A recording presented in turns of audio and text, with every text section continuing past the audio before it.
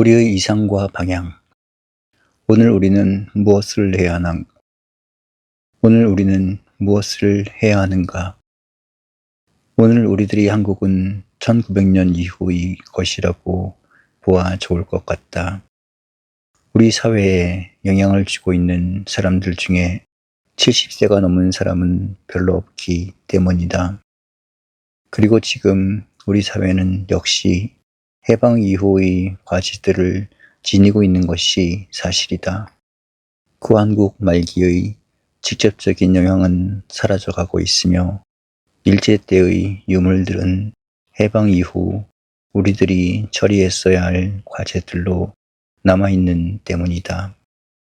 이렇게 시대와 문제를 축소시켜 놓고 보면 오늘 우리들의 위치, 성격, 방향도 어느 정도 그 윤곽을 드러내는 것 같다. 물론 정치 경제적인 현실과 같이 사회적인 현상들이 통계를 낼 수 있을 정도로 정확한 것도 못 되며 객관적으로 완전한 관찰과 비판을 가한다는 것은 더욱 어려운 일이다. 하물며 정신적인 면에 속한 문제들을 취급한다는 것은 거의 불가능한 사실들을 부분적으로 언급해 보는데 그치게 될지도 모른다. 그러나 다음과 같은 한두 가지의 사실들은 우리들의 겸손하고 성실한 지성인의 과제가 아닐 수 없다. 아무리 선하게 평한다 해도 5, 60년 이전의 한국 사회는 민족적인 자의식이나 사회인으로서의 자각 이전 상태에 머물고 있었던 것이 사실이다. 모든 개인이 민족으로서의 자각과 사회적인 전체에 있어서의 자아를 느낀다는 것은 결코 용이한 일이 아니다. 그 정신적 자세가 불완전하면 국민으로서의 주체성이나 근대 사회인으로서의 발전은 불가능한 것이 사실이다. 이러한 정치, 사회적인 결과로 불가피하게 나타난 것이 사대주의와 의타정신으로 나타났고 마침내 주권을 일본에 빼앗기는 결과를 초래하고야 말았다.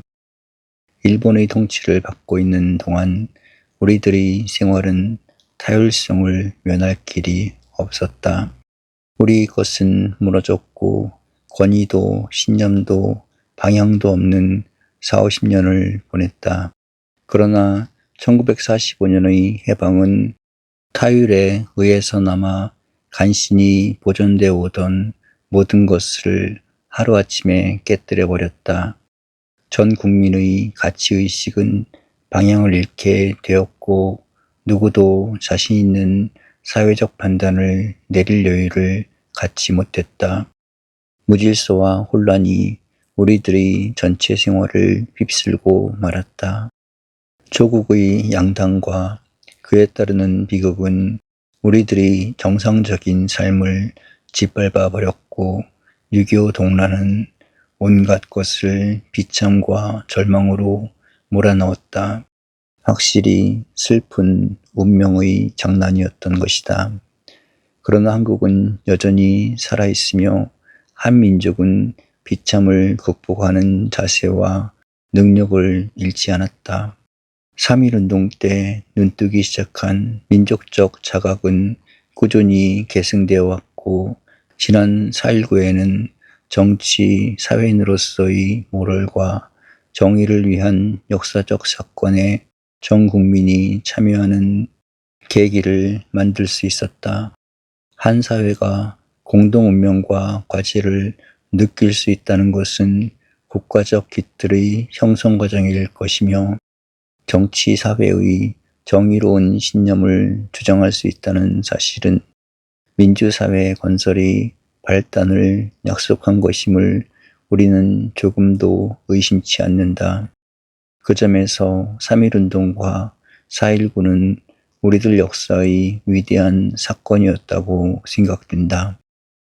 지혜롭고 장래성 있는 백성은 이미 건너온 역사의 강을 다시 되돌아가지 않는 법이다. 우리도 4.19와 3.1운동의 역사의 강을 후퇴해서는 안 된다. 그러나 우리는 여전히 중대한 역사적 사명, 민족적 과제, 사회적 임무에 직면하고 있다. 사람들은 그것을 주체성의 문제라고도 하며 혹은 그것을 근대화의 과제라고도 부른다. 주체성이란 주로 우리들이 정신적 전통과 통하는 내용이며 근대화란 이 시대를 살고 있는 선진 국가들과의 생활의 광장에서 얻은 과제일 것이다. 어쨌든 우리는 오늘 우리에게 주어진 과제를 해결짓기 위하여 전통을 찾아야 하며 시대적인 임무를 완수해 나가지 않으면 안 된다. 역사 속에서 자아를 발견하며 현실 안에서 이념과 방향을 찾아야 한다. 그러면 이 일을 위하여 우선 우리들에게 주어진 임무는 어떤 것일까? 로마는 하루 동안에 이루어짐이 없다는 격언은 진리이다. 천리길도 처음 한 걸음으로부터 시작할 수밖에는 도리가 없다. 오늘 우리들에게 주어진 제일 시급한 과제, 우리들이 해결지어야 할 가장 가까운 문제들은 무엇인가? 우리는 이러한 문제를 우리들의 생활 현실 속에서 찾아보며 그 뜻이 공인되고 가능하다면 이러한 작은 사실들을 바탕으로 우리들이 원하는 사회적 임무를 발견, 완수해 나가고 싶은 것이다. 우리는 너무나 많은 것을 잃었다. 되찾아야 할 것은 한두 가지가 아니다. 일제가 빼앗아간 정신적 유산, 해방과 전란이 휩쓸어간 마음의 자세를 모두 다시 찾아야 할 것이다. 주체성과 전통을 위하여 무엇보다도 필요한 것들이다. 그러나 우리는 그 여러 것들을 생각하면서 잃어버린 권위, 있어야 할 권위를 찾아 누리자는 제안을 하고 싶은 것이다. 인간들이 사는 곳에는 빠뜨릴 수 없는 몇 가지 요소들이 있다. 가치의 표준도 그 하나일 것이며 모든 사람들이 요청하는 도덕률도 그 하나일 것이며 무엇인가를 믿고 살 수 있는 신념도 그 하나일 것이다. 그러나 이런 것들을 종합하여 어떤 권위적인 것이라고 부른다면 우리는 권위를 잃고 있는 사회에 살고 있는 느낌이 든다. 물론 권위를 위한 권위를 요청하지는 않는다. 그것은 종교에 관한 문제일 것이며 그 뜻을 극단화한다면 전체주의 사회가 형성될 위험을 내포하게 된다. 우리가 공산사회를 위험시하는 이유도 거기에 있다. 사회생활에 있어 가장 위험한 것은 절대적 권위라는 우상을 만드는 일이다. 그러므로 우리가 여기에 말하는 권위라는 것은 한마디로 말해서 질서애의 권위라고 불러서 좋을 정도의 권위인 것이다. 민주주의가 성립되는 가장 기묘한 요소 중의 하나가 이 질서의 권위라고 생각한다. 그리고 이 질서의 배후에는 언제나 이웃에 대한 존엄성이 자리를 잡고 있음을 잊어서는 안 된다. 철학자 칸트의 모든 인간은 목적이 될 수는 있어도 수단이 될 수는 없다 라는 교훈, 그리스도가 한 사람 한 사람의 생명은 천하를 주고도 바꿀 수 없이 귀하다고 가르친 말씀, 유교의 인, 불교의 자비, 서구사회가 물려준 정의 등은 모두가 인간 이웃사회에 대한 존엄성인 동시에 그 존엄성을 바탕으로 한 것이 곧 우리들의 질서일 것이다. 그렇다면 이러한 질서의 권위는 어느 정도 인정받을 수 있는 사회라야 건전하게 자랄 수 있으며 안정을 지킬 수 있으며 신의의 공동성이 가능해질 것이 아니겠는가. 질서에의 권위를 말하는 이유가 여기에 있다. 그러나 이러한 권위는 본래부터 있었던 것이며 또 지금도 있는 것이라고 생각한다. 오직 우리들이 그 권위를 짓밟고 있으며 깨뜨리고 있는 것이 현실이 아닌가 한다.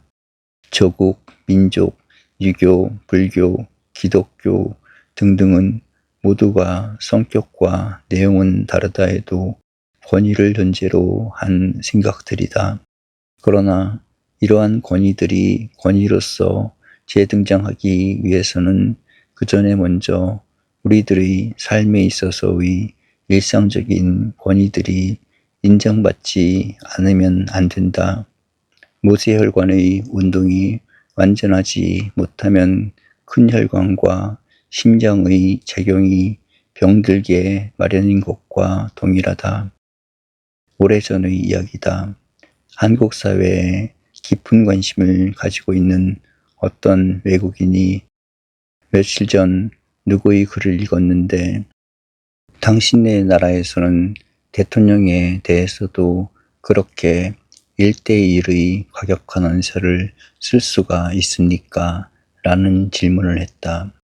그 글을 쓴 분은 우리 사회의 대부분이 잘 아는 지성인이다. 그 글의 내용은 대통령을 거의 너, 나 할 정도의 대명사로 표현하고 있었다. 나는 그분에게 적당히 설명해 주었다. 그러나 생각해보면 어딘가 권위를 상실한 사회의 한 모습이 아닌가 생각됐다. 젊은 케네디 대통령이 미국 국회에 들어섰을 때 늙은 국회의원들로부터 받고 있던 박수와 존경의 장면이 머리에 떠올랐다. 그 존경과 박수는 케네디 개인의 것이 아니다. 미국 대통령에게 바쳐진 것이다. 물론 여러 가지 다른 실정은 있을 것이다. 그러나 권위는 먼저 우리들이 지켜주어야 하지 않을까. 그러나 풍조는 전체적인 것 같다. 될 수 있으면 권위의 대상 인물을 비판하거나 모든 권위를 비웃고 조소하는 발언이나 연설을 하는 지도자들이 대중과 젊은이들의 인기를 모으며 칭찬의 대상이 되는 경우는 얼마든지 있다. 필자 자신도 그런 젊은 시절을 살아왔으며 또 젊은이들에게 그렇게 대하는 때가 있었다. 그러나 생각해보면 근심스러운 일이다. A도 B도 부정한다면 무엇이 주어진다는 것일까? 이것도 저것도 아니라면 제3자는 무엇이란 말일까? 무능하고 약한 권위라고 해서 너도 나도 모조리 부정해버린다면 그 뒤에 오는 것은 무엇일까? 정신적인 공허, 허무주의 밖에는 남을 것이 없지 않을까? 필체는 언젠가 버스 안에서 그 자식 뭐 그렇고 그렇지 라고 짓거리는 한 학생의 얘기를 들었다. 누구를 가리키는 말이었는가? 자기 선생에 관한 이야기였던 것이다. 바로 며칠 전의 이야기다. 학교의 공공기물을 담당자의 허가도 없이 외부로 끌어내 사용한 학생에게 담당자가 책망을 했다. 학생, 그렇게 할 수 있어요. 공공기물을 제 맘대로 한다면 그 책임을 누가 집니까? 라는 권고였다. 그러나 그 학생의 대답은 더욱 놀라운 것이었다. 좋은 일에 사용했는데 무엇이 잘못입니까? 라는 반문이었다. 자기만 좋다고 생각하면 수천 명의 공유물을 마음대로 해도 좋다는 생각이라면 그 기관의 질서는 어떻게 될까? 오늘의 많은 사고방식이 이렇게만 흘러간다면 그 결과는 어떻게 될까? 물론 우리는 권위를 위한 권위를 바라지 않는다. 그러나 이웃의 존엄성, 질서의 권위를 잃기 시작한다면 이 사회와 민족의 앞날을 누가 이끌어 갈 수 있을까? 혹은 존경할 수 없는 대통령보다는 내가 낫지 않느냐? 선생도 제자만 못할 수 있지 않느냐? 니체 같은 철학자는 모든 가치를 부정한 점에서 위대하지 않느냐? 옳다고 믿는 점을 행하지 않으면 우리 사회는 어떻게 되느냐? 라고 반문할지도 모른다. 그러나 우리는 일일이 그 해답을 위한 여유를 갖지 못한다. 오직 얘기해 두고 싶은 것은 거기에도 중요한 일리는 있는 법이다. 그래서 혁명이 있고 전쟁이 있을 정도이니까. 그러나 내가 옳다고 인정한다고 해서 사회의 질서를 내 생각보다 가볍게 보는 습관은 옳지 못할 것이다. 사회의 질서는 나를 포함한 전체 사회가 건설해준 삶의 바탕이 되는 때문이다. 또 우리들의 부정의 자세가 귀하다 해서 대가 없는 부정, 작은 선이라 해도 선까지도 부정한다는 것은 용납될 수가 없다. 참이 거짓을 부정하며 정의가 불의를 이겨나가며 선이 악을 부정해야 한다는 사실과 내가 그 사람을 부정하며 갑이 을을 부정한다는 태도와는 차이가 있어야 할 것 같다. 물론 니체는 위대한 사상가이다. 그러나 그보다 훌륭하고 존경받을 만한 긍정적 사상가는 얼마든지 있으며 그가 남겨놓은 업적은 오히려 내용보다는 방법, 불완전한 과거의 정신계를 완성시켜준 점에 있지 않았을까 생각한다. 폭력이 폭력을 부정하며 수단이 수단을 부정하며 악이 악을 부정하는 자세는 반드시 선한 바가 아닐 것으로 생각한다. 물론 이러한 생각은 언제나 진리이며 어느 사회에서나 적용된다는 것은 아니다. 권위의 재건을 위하여 반성해 보고 싶은 문제들이다. 오늘은 모든 권위 있는 것들이 너무 소홀히 여김을 받고 있는 시대가 아닐까 싶은 생각에서인 것이다. 우리들이 상실하고 있는 또 하나의 자세는 성실성이 아닌가 생각한다. 성실은 언제나 필요한 것이다. 지금 우리들의 문제만은 아니다. 성실이 없는 사회는 무너지게 마련이며 성실을 지니고 있는 젊은이들은 장래를 잃지 않는 것으로 우리는 믿고 있다. 그러나 언젠지 모르게 우리는 점차로 성실한 자세를 잃어가고 있다.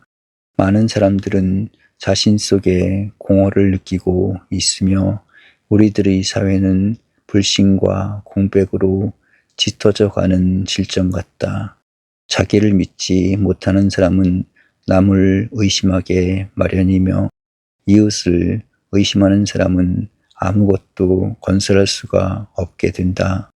성실한 자세는 먼저 스스로를 묻는 자세라고 생각한다. 모든 책임을 먼저 자신에게로 돌리며 부족과 불완전의 시정을 자신이 먼저 걸머지는 태도이다. 자기에게 성실한 사람은 사회에 성실하며 스스로의 책임을 다하는 사람이라야 사회에 봉사하게 되는 법이다. 그러므로 성실은 먼저 겸손 그리고 봉사를 동반하게 된다. 그러나 우리는 성실한 자세의 한 가지 실제적 사실만을 취급하기로 하자. 인간의 삶을 규정짓는 가장 요소적인 것은 우리들의 행동이다. 그러나 행동에는 몇 가지 절차가 있다. 대화, 판단, 행동의 절차가 아닌가 생각한다. 행동하기 전에 올바른 판단을 내려야 한다. 그러나 올바른 판단을 위해서는 넓은 내용의 대화가 필요하다. 미국이 민주주의를 발달시킨 위대한 원천은 그들의 대화 교육에 있었다고 필자는 생각한다. 그들은 대화에 의하여 서로를 이해하며 존경을 배우며 상대방의 좋은 뜻을 받아들일 줄 안다. 그러면서도 자신의 뜻을 수정하며 신념을 다짐하며 판단의 광장을 마련할 줄 안다. 최근 서독이 일으키고 있는 아카데미 운동도 정신적 대화를 되찾자는 전국적인 마음의 자세와 운동이다. 지금은 그 영향이 세계적으로 미치고 있다. 그러나 불행하게도 우리는 대화가 없는 사회에 살고 있다. 현재의 지도자들, 기성세대는 대화의 필요조차도 모르고 있을지 모른다. 그러므로 전부가 독선, 고집, 극단의 감정과 판단에 살고 있다. 불행한 사실이다. 우리는 이런 점에서 젊은 세대들에게 좀 더 대화의 광장을 넓혀주기 바라고 있다. 대화가 없이는 판단할 수 없다는 자세로까지 돌아가 주기를 바라고 싶다. 대화에는 조건이 있다. 상반되는 의견의 소유자와 대화를 해야 한다. 동질적인 대화에는 발전도 비약도 없다. 나와 견해를 달리하는 사람들과의 대화가 반드시 있어야 한다. 대화가 없이 판단을 강요한다거나 복종을 요청한다면 그것은 성실한 자세가 아니다. 기성세대는 이러한 대화의 과정을 모르고 자라왔다. 그러므로 대부분의 늙은 지도자들은 언제나 극한적인 판단, 독단, 독선적인 자세를 넘어서지 못하고 있다. 우리들이 젊은 세대들에게 요청하는 바가 바로 이러한 대화의 자세인 것이다. 대화가 없는 민주사회를 뜻한다는 것은 나무를 심지 않고 열매를 거두려는 것 같이 어리석은 일이다. 대화는 생각의 교환이며 뜻을 이해함이며 인격의 접촉이다. 이러한 대화가 충분히 이루어지면 비로소 올바른 판단을 내리게 된다. 그러나 그때의 판단은 고집도 독선도 절대적인 판단도 아니다.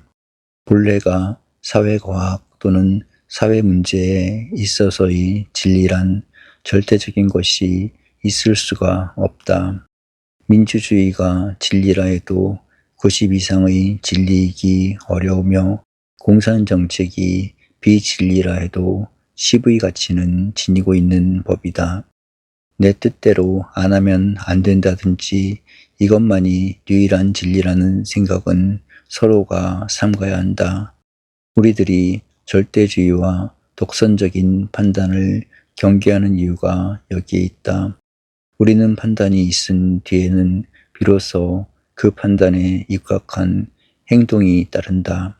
그러나 그 행동에도 적당한 시기, 적당한 장소, 그리고 그 행동의 한계가 있어야 한다. 시기, 장소, 한계를 만드는 것은 내가 행동하려는 그 사회가 만들어주는 법이다. 시기를 어긋내거나 장소를 가리지 못했거나 한계를 지키지 못한 행동은 자칫하면 선을 뜻하여 악을, 힘을 합하여 폭력을, 정의를 위하여 내 욕심을 발휘하기 쉽다. 그것은 좋은 판단을 악으로 이끄는 결과가 된다. 그런데 오늘 우리들의 대부분은 판단을 얻기 전에 행동을 대화도 가져보지 않고 판단을 내리는 경우가 적지 않다. 역시 그것은 성실한 자세일 수가 없다. 우리는 언제나 대화, 판단, 행동의 선한 과정을 밟는 습관을 길러야 한다. 이러한 자세를 잃게 되면 우리는 모든 것에 실패를 반복할 뿐이다. 특별히 젊은이들과 학생들에게 필요한 것은 사실의 해결보다도 해결을 위한 자세에 있다. 기성세대와 지도자들보다 선한 자세를 갖추지 못한다면 그들 역시 선배들의 과오를 되풀이할 뿐인 때문이다. 교육은 현실에 행동으로 참여하여 해결짓기 이전에 선한 판단과 해결을 위한 자세를 갖추는데 그 목적이 있을 것이다. 우리는 우리 사회가 당면하고 있는 여러 가지 문제 중에서 권위와 성실을 위한 마음의 자세를 찾아 확립시켜 지니고 싶다. 그것이 모든 문제의 해결을 약속할 수 있는 때문이다.